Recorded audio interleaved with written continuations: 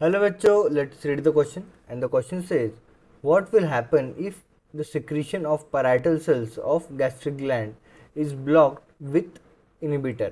हमारे gastric gland के जो पैराइटल सेल्स है उनका अगर सिक्रीशन हम ब्लॉक कर दें इनहिबिटर के हेल्प से तो क्या होगा? Enterokinase will not be released in the duodenal mucosa and so trypsinogen will not be converted into trypsin. ये फर्स्ट ऑप्शन है। फिर सेकंड ऑप्शन हमें दिया है gastric juice will be deficient in chymosin, gastric juice will deficient in pepsinogen, ये third option है। And fourth option हमारे पास दिया है in absence of HCl secretion inactive pepsinogen is not converted into active enzyme of pepsin. So इस question का अगर की कंसेप्ट देखें तो इस क्वेश्चन का की कंसेप्ट हमारे पास हो जाएगा parietal cells. So the key concept of this question would be parietal cells.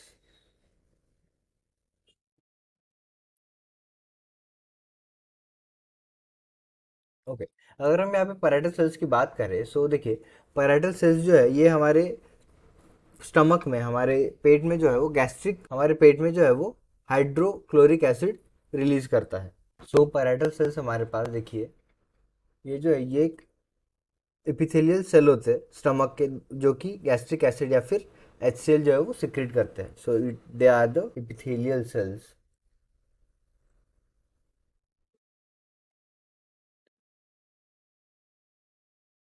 Epithelial cells of stomach in stomach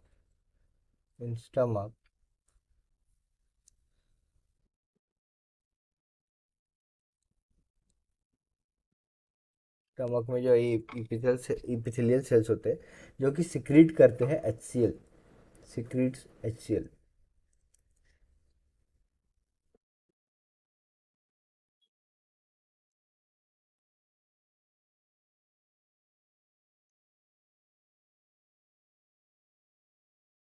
भी HCl सिक्रीट करते हैं एंड ये HCl जो है इसका काम होता है एंजाइम पेप्सिनोजन को जो कि इनएक्टिवेटेड फॉर्म में होता है उसको एक्टिवेट करना, उसको कन्वर्ट करना।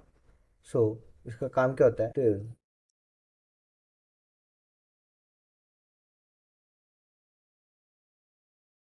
पेप्सिनो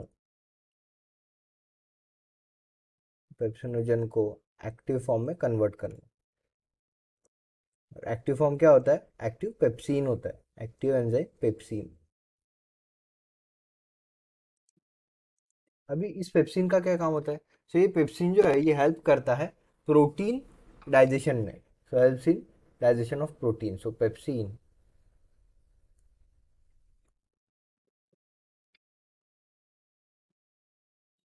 helps in digestion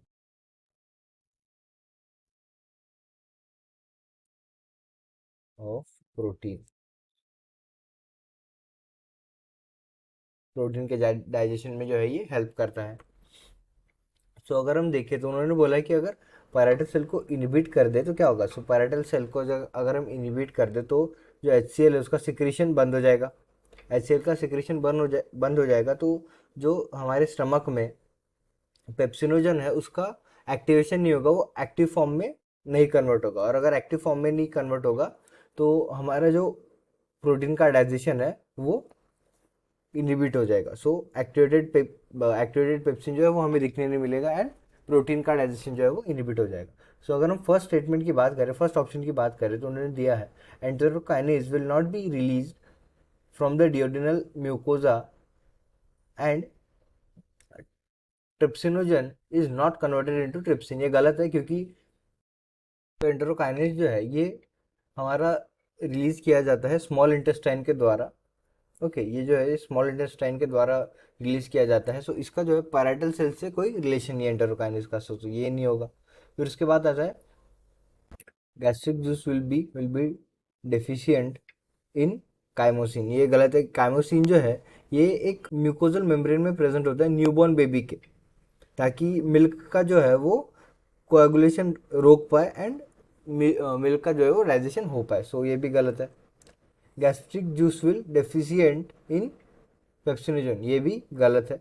So the correct answer of this question would be, in the absence of HCl secretion, inactivate pepsinogen is not converted into active enzyme of pepsin. So ये जो है ये correct answer है, जो कि option D.